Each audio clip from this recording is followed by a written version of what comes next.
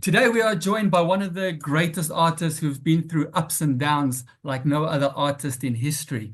He's he's changed his schedule a little bit around to meet us today, and it is wonderful. He'll be on our shores tomorrow, or he'll be performing tomorrow, and it is my great pleasure to Yeah. introduce Fab, also known from Milli Vanilli, to get into a couple of stuff. First of all, welcome and thank you very much for being part of the show today. Pleasure to meet you, Kevin. I so look forward to come to South Africa, Pretoria. It's going to be my first time in South Africa. I've been in Kenya before, so South Africa would be the second country in Africa where I'll be able to put my feet on, and just feel the energy. And I so look forward to experience the audience because I've never audience. So as I was driving today, I was thinking I got to come up with a new chant. So I'm trying to think of new chants to try it out on the African audience on Friday. On Friday. Yeah, where are you at? Are you still on your way to South Africa? I see you look like you're being packed and you're about to ready to leave. No. Right. Yeah. Right now I'm in Mallorca right now. Okay, so you're flying out tonight. Would you be flying out Yeah. tonight? Yeah. Yeah. Okay. I hope you're not jet lagged for tomorrow. Yeah. I hope the people can expect a great No, concert from you. no, everything's gonna be all right. I'm used to travel. You see, uh, there's a technique that I would advise everyone to apply, and that is on the plane, it's a night flight. So when I'm on the plane, I'm gonna make sure that I sleep. Don't watch too many movies. Make sure you get your sleep. You get there in the morning, and then you kind of with the time, because I believe that Europe and South Africa, we're on the same time. I think Exactly the so. same time. We I think we we're one. Yes, the same time zone. So if I'm a good boy and I sleep on the plane in the morning, I'll feel like, okay, I didn't sleep in my bed, but at least I slept. So if I can get 6, 7 hours, I'll be fine. That's brilliant to hear. Now let's get into it. You're quite in the news lately again, which is absolutely brilliant for your fans. You've got a film out, Yes. which was partly shot in Cape Town. You've got a documentary out through Paramount. You've also got a later Yeah, single, Blame It on the Rain, an acoustic version. Now that's right. let's get first Yeah. the documentary. I was And like, girl, it's true. girl, it's true as well, and we'll get into that. I was lucky enough to catch the documentary a Okay. couple of days ago, and I've watched a couple of Ah. documentaries. This is a little bit different. Who came up with this idea, and how did you get involved? Well, the thing is, it was always something that was running around, and in this world of documentary making and filmmaking, the gestation period is, over 5 to 6 to 10 years. But for me, it was about being the right team that wanted to tell the true story, and also people that I could feel. I don't work with anyone I don't feel. I started that long ago, and everyone that came in front of me and talked to me, I felt like they were not the right people. But when I met Luke Coram, the director producer, Yeah. and he told me how he saw it, and he told me, I'm going to tell you a story, but I'm also going to talk to everybody else. I'm like, perfect. It's not only my story, it's a story of many musicians as well that were used in this equation. So I gave him carte blanche, and I never controlled anything. They did what they did, and that's what I wanted. I wanted someone that told my story, and really for people to see what was done to me. Really, like, and that's why when we talked, he had the right questions, and it's all about asking the right questions. Were Then I you, was I was won over, and I let him do his thing. were you happy with the end product? We've had people like Alanis Morissette, who's basically done the same thing, done a documentary, come back afterwards and said she was portrayed incorrectly and was actually against it. Were you happy with the end product? I was happy. There's nothing I can complain about. The story was told. There's nothing for me to say, oh, I want this. No, it was told. Yeah. That's it. Now, Now it's like this. 1 + 1 = 2. mm, Not 1 + 1 = 3. And for a long time, the old narrative was that Rob and Fab were the bad guys, the bad guys. They organized everything. And now with the documentary, you're able to tell, hmm, wait a second. So you be the judge. That's it. let's touch on some important points for the documentary that maybe if people haven't watched it or if they have watched it, would like some clarity. And you are the perfect person for it. Now, obviously, it tells your story of you going Sure. to Germany, you meet up with Rob, you start modeling, you start dancing, you get your own band, and then you get to a music producer who gets you to sign a contract, Frank Farian. Now, I believe the contract was Yeah, in German, if I'm correct, and it actually you're made correct. and it signed you in for 3 albums. Now, we all know you signed the contract. Why did you sign it? Why didn't you walk away Right. not But there was understanding? no, but Yes. I was so young with no experience. If we let's say let's move forward in time. There Yeah. was no Google. There was no way I could use a cellular phone and say, let me check, let me scan this contract, let me send it to my attorney. There was none of that. We were very novice, very young, very naive. And when we entered the studio and saw all the golden records and the track record from Frank Farian, you have to know that Frank Farian is one of the only people to have sold very few have sold 800 million Sure. records. Mm. So when you look at when we went to the studio, you were like, wow, it looked like a movie. 4 recording studios, packed house, engineers, producers in there. We young, we said, we trust this guy 100%. Whatever he tells us to do, of course, we're not going to fight this guy. So when he said sign, we're like, yeah, let's sign. That's it. And we were in need of money. It was not much money, but that allowed us to eat the next meal. We were not doing well, you know. So the youth is what's being used always against brand new artists. No experience. They have the youth, they have the drive, and they have a dream. And they don't understand that cause and effect. You got to be careful what you do. All that was something that was very unknown to me. So that's why I fell in the trap and the story went on. And I think many people get themselves into the same predicament as you did. I don't think it's unique back then, and I don't think it's unique back right now. I think people are after fame, are after fortune, are after trying to be the best in their art, and people take advantage of that, especially if you are young and you don't have representative. 100%. And I think people, and 100%. I think that's what the documentary shows. I think it shows that there's blame possibly on both sides. However, it looks like the big record companies and the managers For sure. For seem to sure. walk away with the money and with their reputation in hand, while the artists are the ones that suffer. But you know what's crazier about all this that you just mentioned is that the project made over $300 million. And that money was reinvested in creating other labels. And if you, I'm not going to mention all the labels, I've mentioned it before, but I'm not going to go there. But look at the career of all those artists where the money was invested, who landed on those labels where they started their career in the 90s. I would say 95% of those artists either died, went bankrupt, and yeah, never to hear from again. How crazy is that? But And then you have me, but that's the miracle father of is four. that you are able to come out of that still. And I think Yeah. that's why it's amazing to talk to you.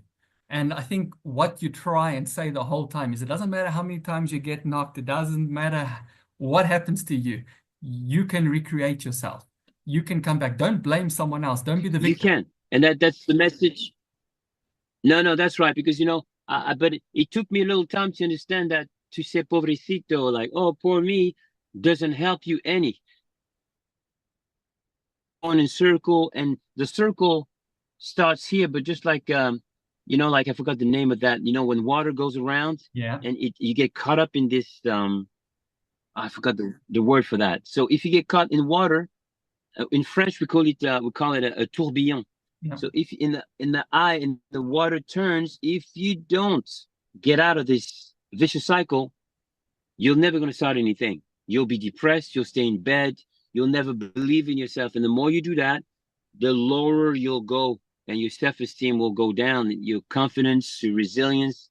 Nothing will work emotionally. So your emotional intelligence will be ground zero. But if you realize that believe in yourself, working out, feeling good, eating well, sleeping well, has an effect on your body, mind, and soul, keep going. You got to feel it for yourself. I couldn't do it for Rob. Rob had to do it for himself, and he couldn't because of, there's many elements and factors that you have to factor in that made it so that he couldn't move forward in his life. But I say he died of a broken heart because the jokes, the bullying, everything that came down was so dramatic, so brutal. But I had a dream, and my dream was to become a singer-songwriter. And I was like, I'm not gonna give up. I'm gonna stay there. I'm gonna clean myself up. And I was in the process of cleaning.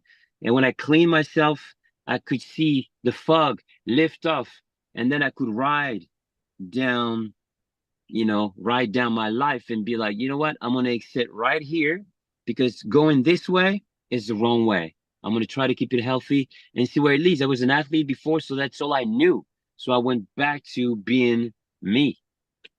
That's it. And I think that's inspirational. I think once again in the documentary, it focuses more on the real low parts of Rob.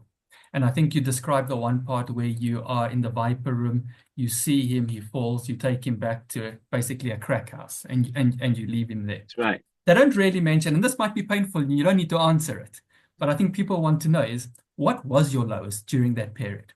I mean, yeah, you are from the tremendous high. People are waiting outside because Well, out of hotels for you, and now all of a sudden you've lost all of that. What and people can resonate with that. What was your lowest point? I think I think my lowest points was the guilt. Like it was. It's not a lowest point. It continued a guilt, and guilt can weigh very heavy on the human being. It can immobilize you emotionally. You can't feel. You're like totally numb, but at the same time super sensitive to everything that's going on. So you're going through an emotional storm. So the guilt of having done what I did and people reminding me that I had done something wrong and not knowing how to digest this emotionally. And that was my conundrum. I was caught between two, like, was it my fault? But I let it happen. But was it your fault? So sometimes when something happens to you, you go through this vicious cycle until I realized, hey, you got to stop that. First of all, you got to forgive yourself, forgive the person who did what they did to you, so you can move forward and have a life. When I did that, the weight slowly disappeared and I was able to have a life and think about life after Milli Vanilli, you know? But looking back, do you really think you did something so horrendous? Didn't you take it a little bit too serious? I mean, I've gone to hundreds of concerts where it's clear, and I'm not going to mention Well, names, where the artists are lip syncing. yeah, People are paying hundreds of no, no, no, no, no. Yeah, but yeah. you gotta understand that for me, I had a dream and it was to become a singer-songwriter. Bob Marley was one of my heroes. Freddie Mercury, the Beatles. So my standard, Michael Jackson, it was like, oh, I wanted to. That was my standard. They were my heroes. And suddenly, when I get a chance to go in the music industry, I was like, oh, I let you down, guys. I let the tradition of being a singer-songwriter producer down. So I felt bad about that. But also, people were bullying us to make us feel like, oh, not talented. You didn't sing. You'll never amount to nothing. And it's like the planet was a playground, and Rob and Fab were those little kids that were being bullied. Mm. So it took a lot of strength, resilience, understanding, emotional intelligence to realize what was going on and what was happening to myself emotionally. And then I went to work. And then I understood, like, okay. And then, my dream was to become a singer-songwriter. So it was like, okay, get back to the drawing board, learn how to play instruments, learn how to write your songs. By the way, when you're going to write those songs, it's therapeutic. In the process, I discovered that. I thought it could be, but it became that. So that was my healing process. Making music, writing, producing was my way out. I didn't have to medicate myself anymore. I was healing myself with the power of music. Now, and I think that's important, and it's amazing that you take the responsibility. Now, the concept coming back is turn back the time. Now, if I gave you this question, if you could turn back the time, and there you are with Rob at Far Records, and you've got this contract signed, knowing what happened afterwards, all the good, all the bad, all the ups and downs, the 8 million albums sold, worldwide status. What would you do now? Would you give that all up, the highs and the lows, for a normal life where maybe you're working in retail or something, or would you still sign that contract? You know what I would you know what I would do? Yeah. First of all, whoever would give me this option, I would say, listen, I'm only going to ask for one thing. Can you please let me remember what happened, the possibility of what could happen? Let's say it didn't happen yet. Let's say I'm at the door and the door opens up and they say, this is your life. Yeah. This is what's going to happen. Mm. What would you change? What do you want me to give you so that you don't fall in this trap? I would say, let me remember this. Just, just let me remember that. Then what I would do, I wouldn't take none of that. I would go to engineering school like I was supposed to go. I would learn to engineer, produce. I would focus on like bettering my voice early on. I would do everything earlier. Like this, I knew I would have a chance. Playing instruments, 2, 3 instruments. Then it would be no problem. I would be equipped. Let's No, do this. no, and I think I'd take that, forget all that acclimate, and then I would come on the real. that's an interesting question, and I'm sure you've thought about it many times, that sliding windows effect. If I did this, this would have changed.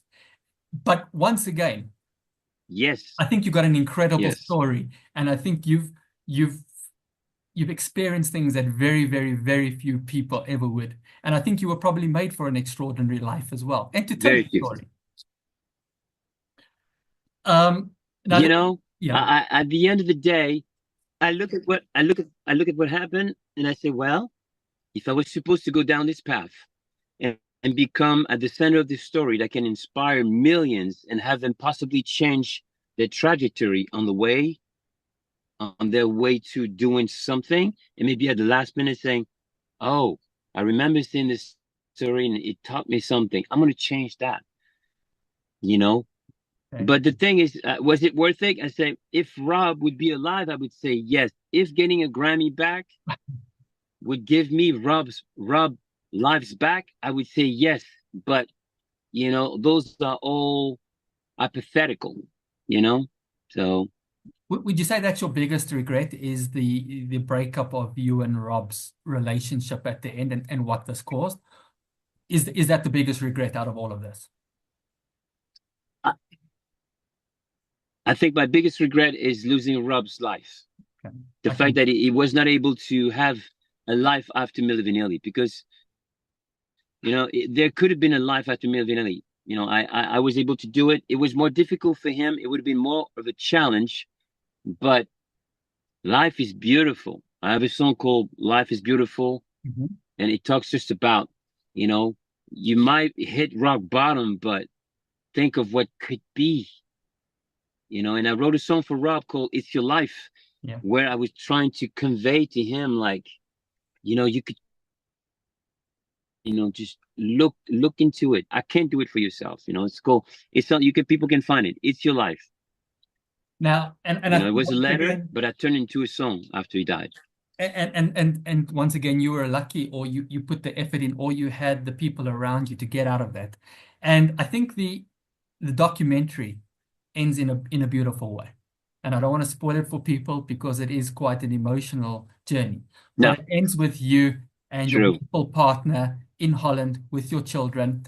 And what I also noticed was they show a performance of you singing. It's a Milli Vanilli song, but the audience are loving it. I think the audience have long forgotten the drama. The audience just love the music. I think they are celebrating that you are back. Yeah. Well, it's been a wonderful journey back. I'm getting new fans. I'm keeping my old fans. And on top of it, the new generation, I just read a message today from someone on social media, and they were saying, I was trying to explain your story to my son, who is 18, and the son was saying, like, I don't get it. What's wrong? What's wrong with it? What's wrong with that picture? And it's because the young generation comes from TikTok, lip syncing, becoming famous Exactly. for lip syncing, and Exactly. all the shows and everything that people find out. Oh, that person was not singing at the show. So this is the climate that we're living in. So when you ask the young generation, hey, what about Milli Vanilli? Like, don't see nothing wrong with it. And that's why I said earlier, So I guess we live in a new dimension. we are. We are. And I think Yeah. mega artists are doing that. Mega artists are lip syncing and getting away with it. People don't care. Maybe you're just too early Yeah. for your time as well, eh? Well, I think that, pop music was being packaged differently. Yeah. That's what happened. And I was caught in the middle of it, caught in the middle of it. And the scapegoat used as scapegoats. But the one thing I've learned is that when it comes to music, and I love music. This is one of the reasons I'm here. Music is life. Life is music. And music saved my life. When I go to a concert, people can go to YouTube and check me out. There's nothing like performing live because music is about energies, frequencies, and vibrations. So when you're able to use this live, you will connect much deeper with your audience as opposed to have a pre-recorded recording playing instead of you singing. I'm there for the long run. I fail. I stood back up. I reinvented myself. But this time around, I'm keeping the tradition, and I'm gonna make all my all my heroes proud. The ones who've left, the ones that are still here, and we'll see where it's going to lead me. Que sera, sera. Important is put the work in, but it's not work. If you're passionate about what you do, Not it's not a job. It's a beautiful adventure. Evolving and growing is part of life. But also, I have children. I got 4 children, so I'm taking care of my little fam, and they know what hard work looks like. yeah. They look up, and that's my mission to make sure that they see. Ah, okay. Papa works hard. Papa does this. Everybody sings in my house. My 3-year-old, ooh, ooh, ooh, I love you. It's just, they're surrounded, and I think, they live by example. And my children, they're my audience, and I'm gonna make sure that they grow well and that I give them everything. I put everything in their way to show them, hey, this is the way you should do it. I So, made some mistakes, but that taught me so much. okay. And now, I give back to the world, but first in line, my children, my family. And it's got to be that way, yeah. What is next in terms of your career? I It's got to believe be that way. it's much harder to be creative Well, after we 40. recorded, no, no, this is a whole other conversation. I'm, I think one of the discipline that I practice is anti-aging. I Yeah, don't know if people check me out, yeah, I've fair time has been good to me. It's yeah, because I've invested in health in the bank of life of health a long time. Health is all. Without your health, you can do nothing. Sleeping, working out, eating well, taking the right supplements. All those things I've invested. My partner is a health coach. I'm very lucky, one of the best in Holland. yeah. All this being said, you have to focus on what makes you feel better. So that's what I've done, Okay. and but I've created some tools. I have a website called fabmilly.com, FABMILLY, 14 tools that have allowed me, which I realized through the years, like, oh, I'm doing this. Oh, I'm doing this. Oh, I do this. So I have a system, but because I've been doing it for so many years and practicing it and doing it every day, it's a natural. So go check it out, everybody. But there is a system. And if you want to live your best life, you got to put the work in. You have to invest in yourself. And health is number one. Mental, physical are connected. So we live in a world where above 50 or 50, they say, oh, 50 is the new 40. Well, I don't know about me, but everything works, nothing hurts, and I'm feeling great. And I guess part of that is forgiveness to people. And I think before we wrap it up, is there were some people that hurt you. There's no doubt Yes, about it. I said, But have you been oh my God. But the able thing is, to forgive them? Like, obviously there's been some deaths even earlier yeah, yeah, yeah, in the yeah. year. No, I said, I told you, I told, I told, I told you earlier, Yeah. forgiveness is where it starts. Okay. You have to forgive yourself Okay. for you for letting it happen to yourself. You also have to forgive the people who did what they did to you, Were you able to how speak you've been to Frank abused, before he however died? it is. You have to. Sorry, were you able to speak to Frank I before never he talked to him, but did? Okay. no, no, no, no.